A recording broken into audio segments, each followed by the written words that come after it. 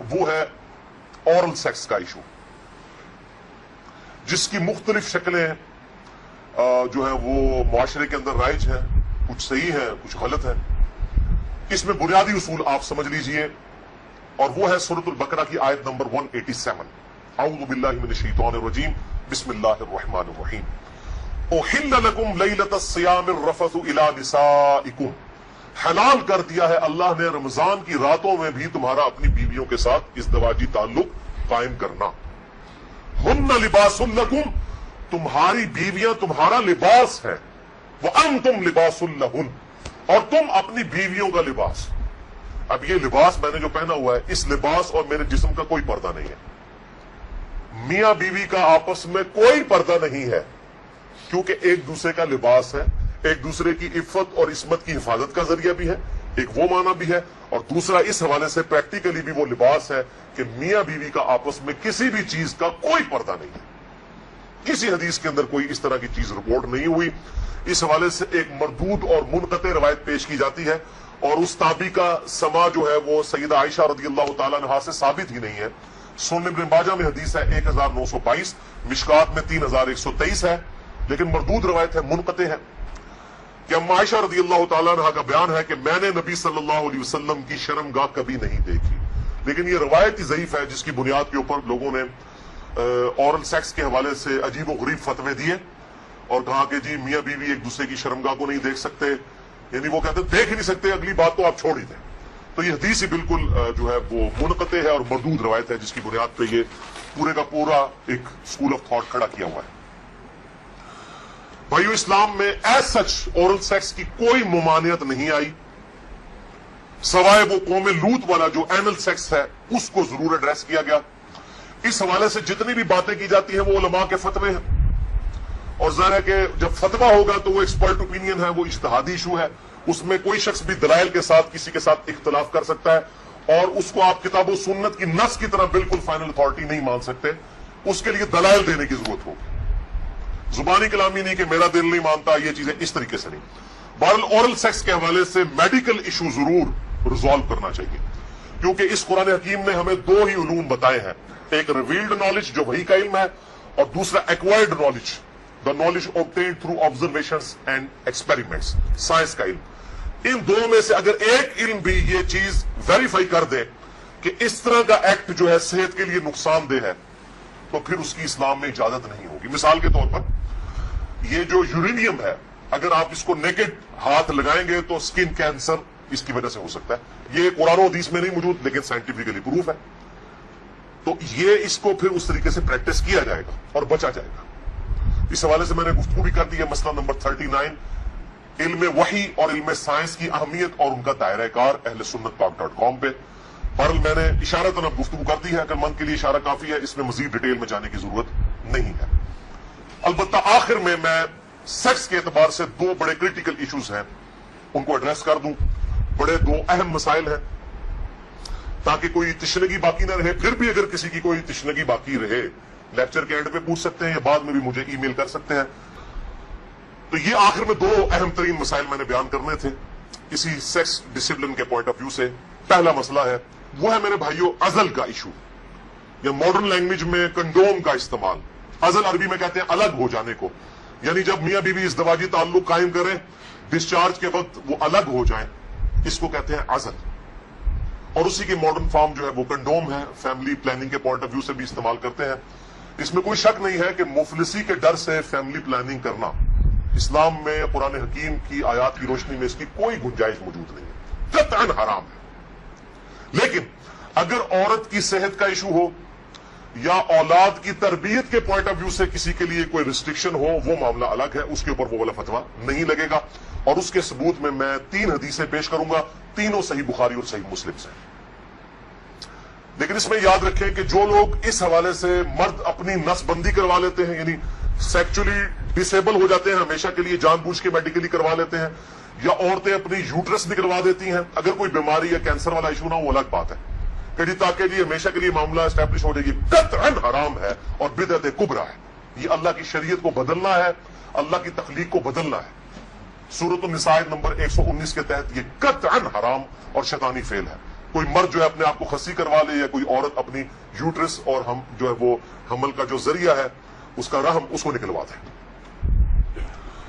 البتہ عزل جو ہے اس کی اجازت ہے۔ اس کانٹیکسٹ میں 3 حدیثیں ہیں، تینوں بخاری اور مسلم سے۔ پہلی حدیث صحیح بخاری میں 5208، مسلم میں 3561 اور مشکات میں 3184 ہے کہ جابر بن عبداللہ کہتے ہیں رضی اللہ تعالیٰ عنہ کہ قرآن حکیم نازل ہو رہا تھا اور ہم اپنی بیویوں کے ساتھ عزل کیا کرتے تھے۔ اللہ تعالیٰ نے قرآن حکیم میں اسے منع نہیں فرمایا، اور جب نبی صلی اللہ علیہ وسلم کو ہمارے بارے میں خبر پہنچی کہ ہم عزل کرتے ہیں، یعنی بیویوں کے ساتھ جب صحبت کرتے ہیں تو ڈسچارج کے وقت الگ ہو جاتے ہیں تاکہ اولاد نہ ہو، تو نبی صلی اللہ علیہ وسلم نے بھی ہمیں منع نہیں فرمایا۔ نبی پہ تو واجب ہوتا ہے منع کرنا۔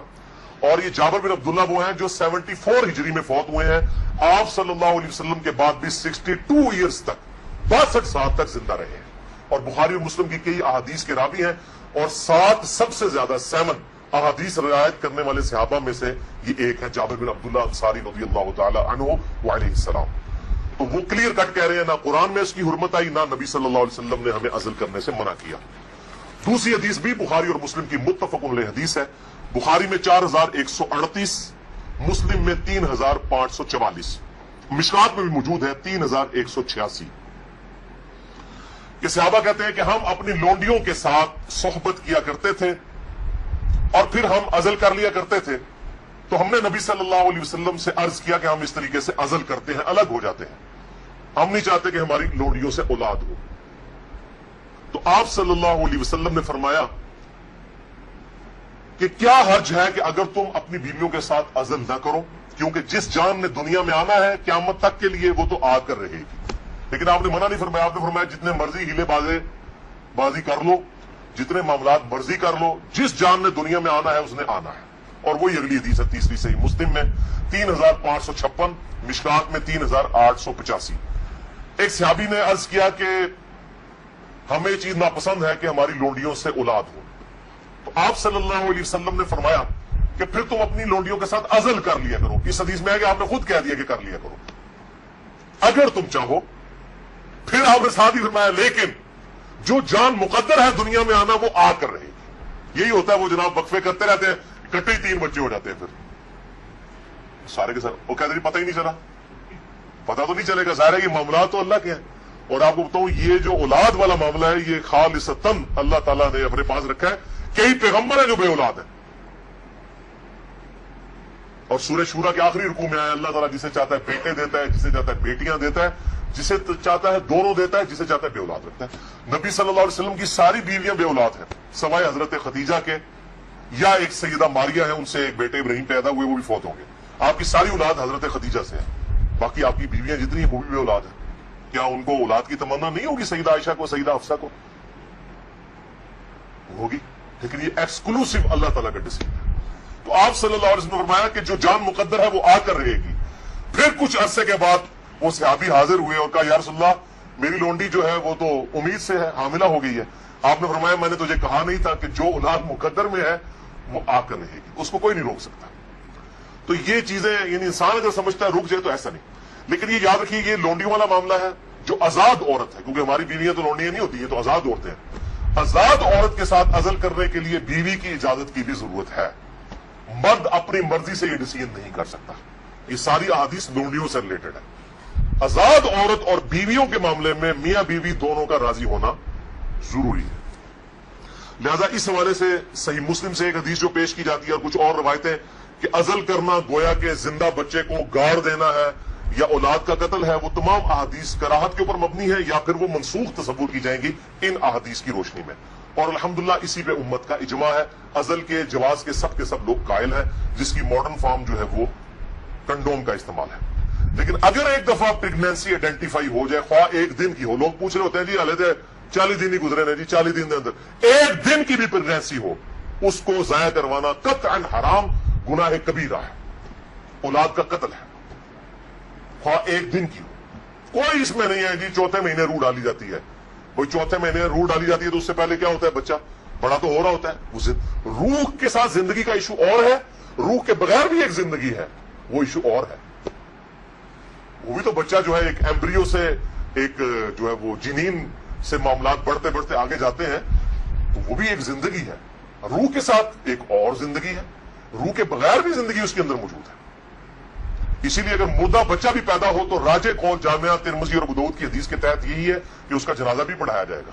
اور لوگ کہتے ہیں جی زندہ پیدا ہوگا تو پھر پڑھایا جائے گا. مردہ بھی پیدا ہو ماں کے پیٹ میں تو وہ زندہ ہی تھا نا, ایکسسٹ تو کرتا تھا. تو افضل قول یہی ہے کہ اس کا جنازہ پڑھا جائے گا. تو یہ میرے بھائیوں کچھ اس حوالے سے چیزیں تھی جو میں نے بیان کر دی. البتہ اگر کسی عورت کی زندگی موت کی کشمکش بن جائے, اس صورت میں اگر وہ پریگنینسی کا بھی ضائع کروا دیتی ہے پھر اس پہ شریک گرفت نہیں, لیکن زندگی موت کی کشمکش اس سے کم پہ نہیں. صحت کا معاملہ نہیں, بیوی کمزور ہے, یہ معاملہ نہیں. واقعی زندگی موت کی کشمکش بن جائے تو پھر وہ اسی طریقے سے جو سورۃ النحل کے اندر آیا کہ اس وقت اگر کوئی کلمہ کفر بھی کہہ دے اور دل میں ایمان ہو تو اللہ تعالیٰ گرفت نہیں فرمائے گا. اور اس حوالے سے ہمارے پڑوسی ملک انڈیا کے اندر آج سے کئی سال پہلے, تقریباً 15 سال پہلے کی رپورٹ ہے کہ روزانہ 3000 بچیاں ماں کے پیٹ کے اندر ہی پریگنینسی ان کی ضائع کر دی جاتی ہے جب یہ پتا چلتا ہے کہ یہ بچیاں ہیں. یعنی قرآن اگر کہتا ہے نا بچیوں کو دفن کرنا یہ گناہ کبیرہ ہے, تو یہ گناہ آج تک چل رہا ہے. بیسک ہیومن انسٹنکٹ تو بدلی نہیں ہے نا. 3000. اسی وجہ سے انڈیا میں مردوں کی تعداد عورتوں سے زیادہ ہے. ویسے آپ حیران کن بات آپ کو بتاؤں, اس سال پاکستان کی رپورٹ بھی آئی ہے. پہلے پاکستان میں 52% عورتیں تھیں اور 48% مرد تھے, لیکن اب مردوں کی پرسنٹیج عورتوں سے پاکستان میں بھی بڑھ گئی ہے. اور اس کی مین ریزن یہی ہے. یہ بہت بڑا گناہ ہے اور اللہ تعالیٰ پالنے والا ہے. 1901 کے اندر, یعنی جب 20ویں صدی کا آغاز ہوا, 1 ارب آبادی تھی. پھر اللہ تعالیٰ نے سائنس کی ترقی کرائی, انسان نے بیماریوں کا کنٹرول اس فزیکل فینومینا آف نیچر سے سیکھ لیا. اور اس وقت 1901 میں کہا جاتا تھا کہ 2001 کے اندر اگر دنیا کی آبادی ڈبل ہو گئی نا تو روٹی نہیں کوئی کسی کو ملے گی. اس وقت 1 ارب تھی 100 سال پہلے, یا آج سے 116 سال پہلے.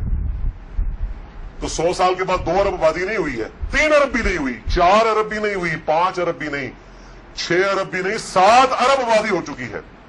لیکن زمین نے اپنے خزانے اگل دیے. آپ جدھر جائیں, میں قسم سے منڈی سے گزرتا ہوں, اتنا فروٹ ہے ختم نہیں ہوتا. اس وقت موچی جوتیاں بناتے تھے, آج چائنا نے مشینوں کے اوپر اتنی جوتیاں بنا دی ہیں کہ دنیا میں 6 ارب انسان, اگر ہر انسان 10 جوڑے بھی خرید لینا وہ ختم نہیں ہوتے. تو سائنس نے ترقی کی ہے. جس زمین سے 40 من گندم نکلتی تھی آج 400 من نکل رہی ہے, 10 گنا زیادہ. امریکہ لاکھوں ٹن گندم ہر سال پیسیفک اوشن میں, بحر الکاہل میں ضائع کر دیتا ہے. ایکسیسو پیدا ہوتی ہے. انٹرنیشنل مارکیٹ میں گندم کی پرائس کو کنٹرول کرنے کے لیے لاکھوں ٹن گندم ضائع کی جاتی ہے. ایکسیسو پیدا ہو رہی ہے. تو اللہ تعالیٰ نے ترقی بھی کروا دی اس اعتبار سے. آپ ٹینشن نہ لیں. آج تو کیسے 1960 سے پہلے تو ایز سچ اس بڑے پیمانے کے اوپر تیل کی نعمت تو نہیں تھی دنیا کے اندر. ان عرب ملکوں میں 1960 کے بعد تیل نکلا. ویسے تو تیل کا پہلا کنواں 1748 میں امریکن جو اسٹیٹ ہے پنسلوینیا, اس میں دریافت ہوا تھا. لیکن مین تیل جو نکلا ہے وہ اسی 20ویں صدی میں کسی نے سوچا بھی نہیں تھا. اور اب تو اس سے بھی بڑی انرجی کا سورس ہے, وہ سولر انرجی ہے. اب چائنا نے کام کرنا شروع کر دیا. آپ دیکھیں گے 10-15 سالوں کے اندر جو ہے وہ ہر بندے نے اپنا جو ہے نا بجلی کا سسٹم اپنے گھر کے اوپر لگایا ہوا ہوگا. اور یہ سورج والا جو جب تک سورج ہے اس وقت تک زندگی ہے. یہ تو نہ ختم ہونے والا جو ہے وہ سورس ہے, رینیویبل جسے ہم کہتے ہیں اپنی سائنس کی لینگویج کے اندر. باقی یہ جو ہے نان رینیویبل ریسورسز ہیں. تیل ختم ہو جائے گا تو ختم ہو گیا. لیکن یہ سولر انرجی, جب تک سورج ہے زمین پر زندگی ہے, زمین پر زندگی ہے تو سولر انرجی سے آپ فائدہ اٹھا سکتے ہیں. وہ ہے بڑی عمر کی رضاعت کا مسئلہ. یعنی اگر میں کھل کے بیان کروں کہ اگر کوئی مرد اپنی بیوی کے پستان سے دودھ پی لے تو کیا اس سے رضاعت ثابت ہوگی؟ کیا نکاح ٹوٹ جائے گا؟ کیا اس طرح کا کوئی معاملہ ہو جائے گا؟ کیونکہ امام ابن تیمیہ نے اس قسم کا فتویٰ دیا اور وہ آج تک جو ہے وہ اہل حدیث کے گلے میں فٹ ہوا ہوا ہے. سارے تو نہیں, مطلب جو اہل علم ہے وہ تو سمجھتے ہیں کہ فضول فتویٰ تھا. ان کے نزدیک تو اس طریقے سے رضاعت ثابت ہو جائے گی اور نکاح بھی ٹوٹ جائے گا. تو میں اس کو ایڈریس کرتا ہوں. صحیح بخاری اور صحیح مسلم کی متفق علیہ حدیث ہے. بخاری میں 5099 5099, مسلم میں 3568 3568, اور مشکات میں بھی ہے انٹرنیشنل نمبر کے مطابق 3161, کہ آپ صلی اللہ علیہ وسلم نے ارشاد فرمایا کہ جو رشتے دودھ کی وجہ سے, جو رشتے जो है वो नसब की वजह से हराम होते हैं, वही रिश्ते दूध पीने की वजह से भी हराम हो जाते हैं। यानी अगर दो मुख्तलिफ मां बाप वाले बच्चों ने किसी एक कॉमन औरत का दूध पी लिया है, तो उस औरत की जो औलाद है वो उनके बहन भाई बन जाएंगे दूध के रिश्ते की वजह से। तो जिस तरीके से नसब जो है वो हुर्मत वाला रिश्ता बना देता है, इसी तरीके से रजात का रिश्ता दूध पीने की वजह से भी एस्टैब्लिश होता है। और वो एक दो बार दूध पीने से नहीं, वो सही मुस्लिम में 3597 नंबर हदीस है, मिशकात में 3167 3167 कि कम से कम 5 मरतबा अगर कोई औरत दूध पिला दे किसी बच्चे को, तो फिर वो बच्चा जो है उस औरत की जो डायरेक्ट अपनी औलाद है उसका वो बहन भाई बन जाएगा 5 दफा कम से कम। तो वो मुहर्रमात अब्दिया में दाखिल हो जाएगा, जिनका जिक्र सूरत निसा की आयत नंबर 23 चौथे पारे की आखिरी आयत है सूरत निसा आयत नंबर 23 में हमेशा के लिए जो हुर्मत वाले रिश्ते हैं, यानी माँ बाप के साथ, इस तरीके से दादी दादा, इस तरीके से चचा ताया मामू, ये सारे रिश्ते जो हुर्मत वाले हैं वो उसी एक आयत के अंदर बयान हुए हैं सूरत निसा आयत नंबर 23। भाइयों, इस हवाले से जो अहादीस कुछ पेश की जाती हैं कि अगर कोई औरत प्याले में अपना दूध निकाल के किसी मर्द को पिला दे तो वो उसके साथ हुर्मत वाला रिश्ता उसका उस तरीके से बन जाएगा, तो वो उसके लिए महरम हो जाएगी। तो वो अहादीस मनसूख हैं और उनकी नासिक हदीस सही बुखारी और सही मुस्लिम दोनों में मौजूद है। अब इमाम इब्न तैमिया उन हदीसों के ऊपर अमल करके उन्होंने फतवा दे दिया कि अगर कोई मर्द अपनी बीवी का दूध पी ले तो निकाह भी टूट गया, हमेशा के लिए वो हराम हो गई। और ये सारा मामला, हालांकि ये हदीस मौजूद है बुखारी और मुस्लिम दोनों में।